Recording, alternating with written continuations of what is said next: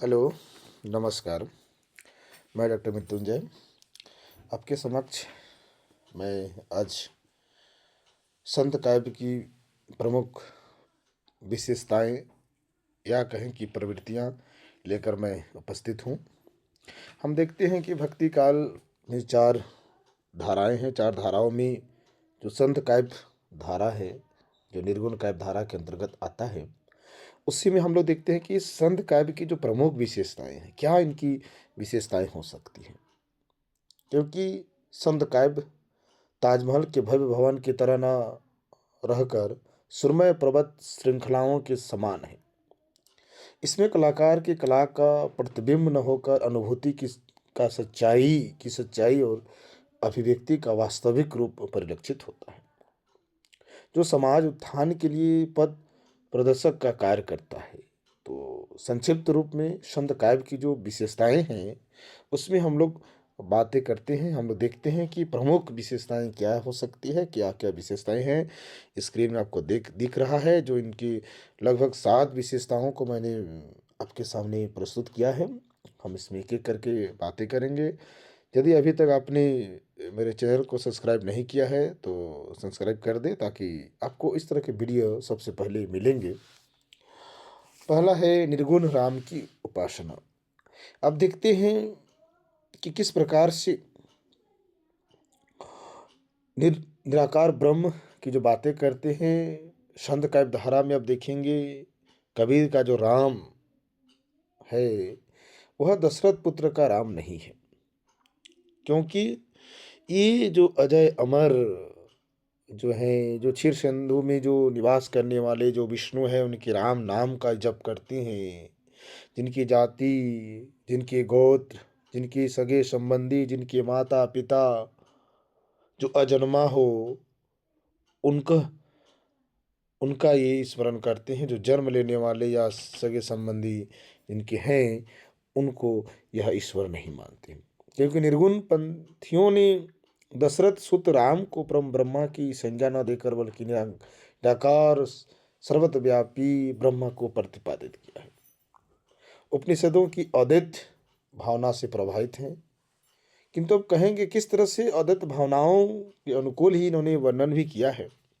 और अब देखेंगे कि जब दशरथ सुत की जो बात करते हैं, कवि लिखते भी हैं कि दशरथ पुत्र तीनों लोक बखाना, राम नाम का मर्म है आना। जो दशरथ पुत्र की तीनों लोकों में जो बखान है, लेकिन राम नाम की जो मर्म की बात है वो किसी ने नहीं पहचाना, उसी की ये बात करते हैं कबीरदास। और निर्गुण भक्त की संत काव्य धारा की कवियों में ये विशेषता देखने को मिलती है। इसमें अद्वैतवाद की जो है, अब शंकराचार्य द्वारा जो अद्वैतवाद है, उसमें अब देखेंगे किस तरह से कबीर ने अपनी साखी में अद्वैत भाव को सिद्ध करते हुए उन्होंने लिखा भी है। उन्होंने कहा है कि जल में कुंभ, कुंभ में जल है, बाहर भीतर पानी, फूटा कुंभ जल जल ही समाना, यही तत् कतहो ज्ञानी। कहते हैं कि जल में कुंभ है और कुंभ के ऊपर फिर जल है, और कुंभ में जल है।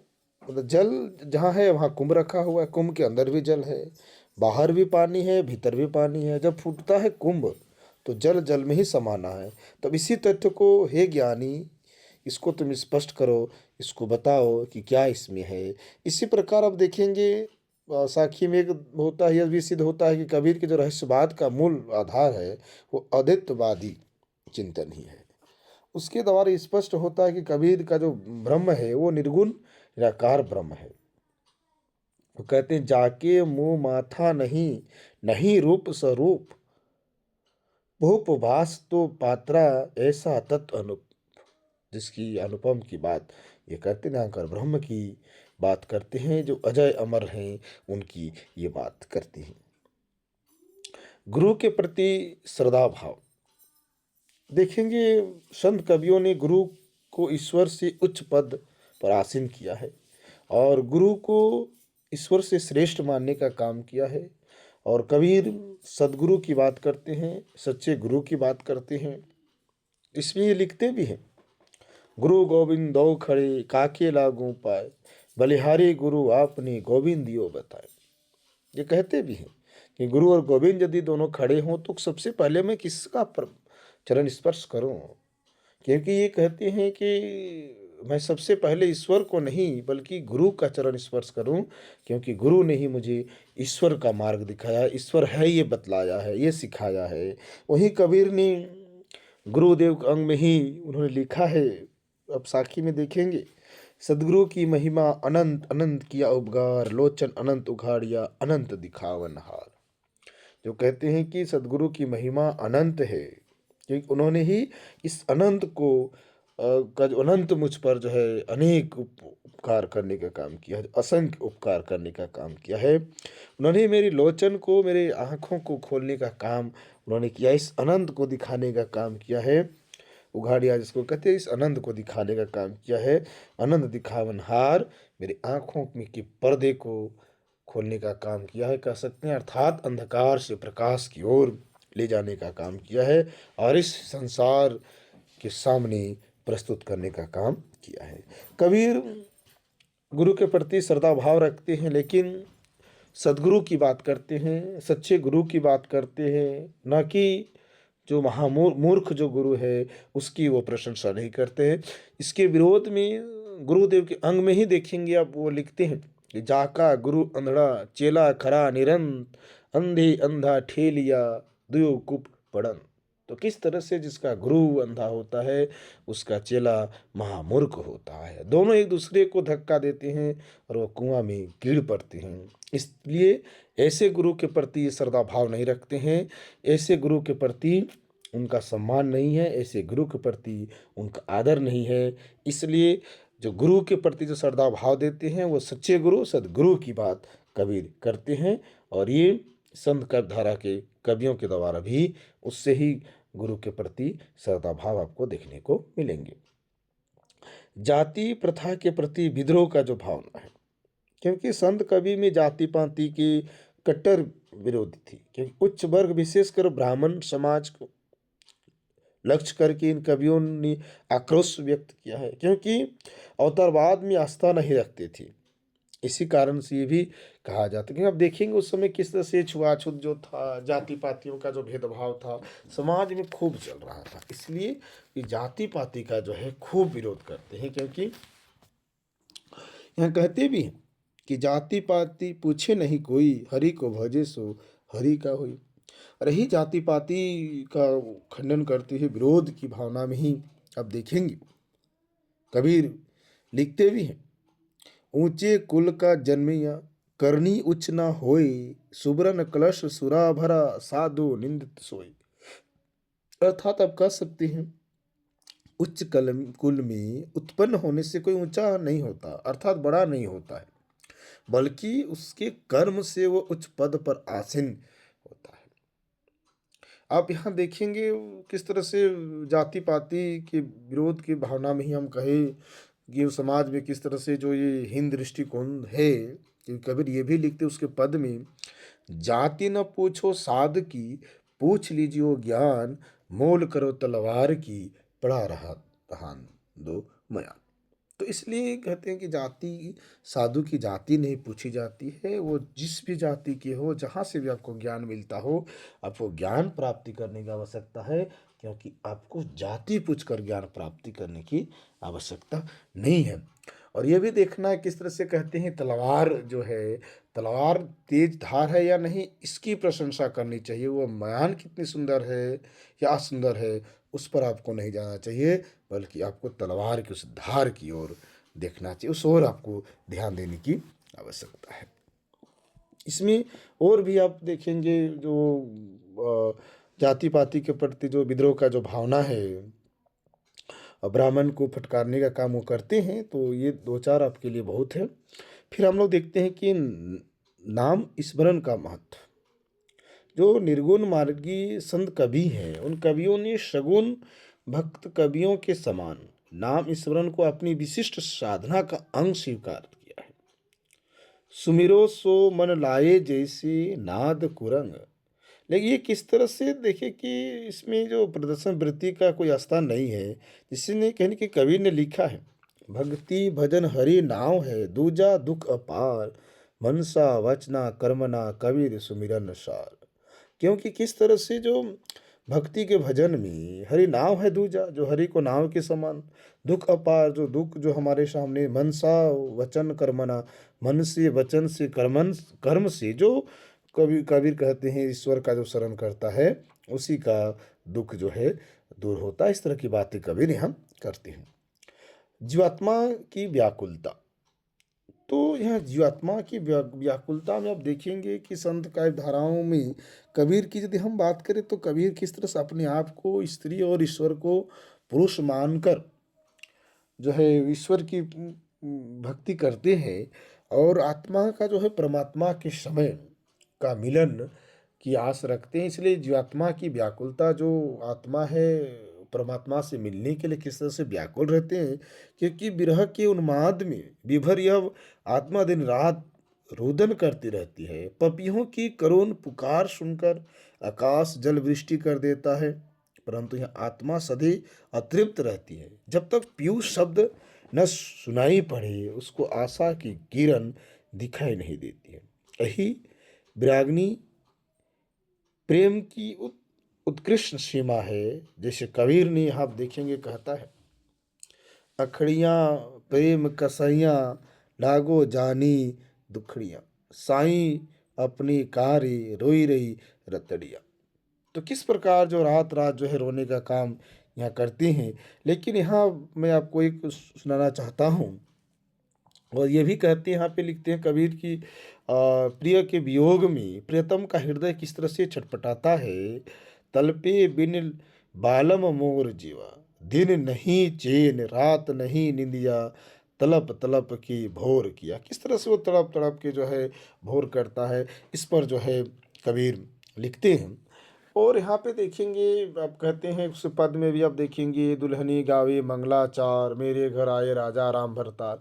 यहाँ भी आप देख सकते हैं किस तरह से जीवात्मा की जो व्याकुलता भी है कि परमात्मा आए और उससे मिले, जो उसे अपने पति के रूप में देखने का काम करते हैं कबीर। और इतना ही नहीं, वो ईश्वर के प्रति जो व्याकुलता है वो कहते हैं कि अखड़ियाँ झाई पड़ी पंत निहारी निहारी, जिबड़िया छाला पड़िया राम पुकारी पुकारी। तो किस तरह से राम राम पुकारते पुकारते जीभ में छल्ला पड़ जाता है और आँख में परछाई पड़ जाती है, एकटक जो है उस रास्ते को देखते देखते कि ईश्वर आएंगे, परमात्मा मेरे पास मिलने आएंगी। यही जीवात्मा की व्याकुलता आप इसमें देख सकते हैं। और कामिनी और माया, यहाँ कामिनी कंचन कामिनी भी यहाँ कह सकते हैं। और तो इसमें अब देखिए किस तरह से संत काव्य में स्त्रियों को माया की प्रतिमूर्ति के रूप में स्वीकार किया गया है। ये दोनों ही मनुष्य को उत्प्रेरित करके सर्वनाश का आयोजन करती है। माया ही केशव के घर में कमला और शिव के घर में भवानी का रूप धारण करके बैठी हुई है। स्त्री का संसर्ग विष के समान माना गया है। इन बातों के होते हुए भी स्त्री को पतिव्रता के रूप में स्थान दिया गया है। संत कबीर ने भी नारी से प्रतिक्रिया किया था, किंतु जब स्त्री के महाविकार का रूप धारण कर लिया तो उन्होंने उसका परित्याग कर दिया। वास्तव में संत कवियों ने नारी के कमोतेजक मोहिनी रूप को कटी शब्दों में निंदा करने का काम किया है। अब देखेंगे क्योंकि इनका प्रभाव नाथ साहित्य जो है, नाथों से ही कबीर पर इनका प्रभाव पड़ता है। नाथ भी किस तरह से जो है उन लोगों ने भी नारी की अवहेलना करने का काम किया था। वो नारी को अपनी मार्ग में बाधा मानने का काम किया है। तो यहाँ पे ये लिखते हैं कबीर कहते हैं कि नारी की झाई परत अंधा होत भुजंग, कबीरा तिनकी कौन गति नित नारी की संग। तो यहाँ देखिए कि नारी की सिर्फ परछाई पड़ती है, झाई मतलब परछाई, जो भुजंग जो श्रेष्ठ व्यक्ति जो होता है जो वो भी अंधा हो जाता है। लेकिन कहते हैं कबीरा तिनकी कौन गति, कबीर कहते हैं कि उसकी कौन सा गति होगा, नहीं जो नारी के संग रहता है उसकी क्या स्थिति होगी, ये कबीर लिखते हैं। फिर कहते पतिव्रता मैली भली काली कुचित कुरूप, पतिव्रता के रूप पर 12 कोटि स्वरूप। तो यहाँ पतिव्रता की भी बात कबीर करते हैं। अंतिम जो है संत काव्य की भाषा शैली, संत कवियों की जो भाषा अपरिष्कृत है, क्योंकि ये संत कवियों में आप देखेंगे कि किस प्रकार से एक प्रांत से दूसरे प्रांत की जो परिक्रमा करते आपको दिखाई देते हैं, वो कहीं न कहीं उसमें पंजाबी, अवधी, ब्रज, उर्दू, फारसी, खड़ी बोली इत्यादि भाषाओं का सम्मिश्रण आपको देखने को मिलता है। लेकिन आप यहाँ देखेंगे किस प्रकार से कि उनकी भाषाओं में जैसे कि कबीर की भाषाओं को पंचमेल खिचड़ी कहा जाता है, सदुकड़ी उनकी भाषाओं को सदुकड़ी की संज्ञा दी जाती है, जो शुक्ल जी ने भी कहा है। तो ये चीज़ें आपको देखने को मिलती है। तो इतना ही नहीं, इसमें ये भी देख सकते हैं कि किस तरह से इन संत कवियों ने ज्ञातमकता जो मुक्तक शैली का इन्होंने प्रयोग किया है। संगीत में एक प्रकार से कह सकते सम्मोहन होता है, और ये जो गीतात्मकता से ही कहीं न कहीं अपने पदों को गैर शैली में लिखने का काम किया है, और ये इनकी सबसे बड़ी उपलब्धि भी है। और कबीर पंक्तियों में और यदि हम सामान्य बातें करें तो ये लोग किस तरह से हम देखेंगे कि पूर्ण रूप से देखा जाए तो संत काव्य धाराओं में संत काव्य धारा का जो भाव है वो प्रधान है, कला प्रधान वो नहीं देते हैं। वो भाव पक्ष को प्रधान देते हैं, कला पक्ष को उतना प्रधान दिया नहीं है। और यहाँ आप लोग देखेंगे कविता उनका करना उनका लक्ष्य ना था, क्योंकि कविता तो उनके उपदेशों का साधन मात्र थी, क्योंकि कविता उनके सिर्फ साधन मात्र थी। क्योंकि संत कवियों ने प्रमुख कबीर जो है भक्त, और कवि बाद में वो समाज सुधारक पहले थे हम कह सकते हैं। तो ये संत कवि जो है निर्गुण उपासक जो थे, ये ईश्वर के निर्गुण निराकार अजन्मा अविनाशी सर्वव्यापी मानते हैं। कभी कभी वे इस निर्गुण को राम गोविंद हरि आदि नामों से भी पुकारते हैं। तो यहाँ कहीं न कहीं संत काव्य में एक देख सकते हैं ज्ञान की महत्ता को भी प्रतिपादित किया है, क्योंकि यह ज्ञान वेद पुराणों पुराणों या कुरान से नहीं, अपितु हम कह सकते हैं चित्त की निर्मलता एवं हृदय की पावनता से प्राप्त किया जाता है। कि ज्ञान दशा में ही ब्रह्म का साक्षात्कार होता है। विवेक युक्त ज्ञान दृष्टि ही व्यक्ति को अज्ञान अंधविश्वास और पाखंड से मुक्त करती है। तो ज्ञान की अग्नि जब माया के जल में लगती है तो विषय वासना का कीचड़ कहीं न कहीं नष्ट हो जाता है। इसीलिए अब तो हम लोग पहले ही बात की, जो गुरु की बात की कर चुके हैं।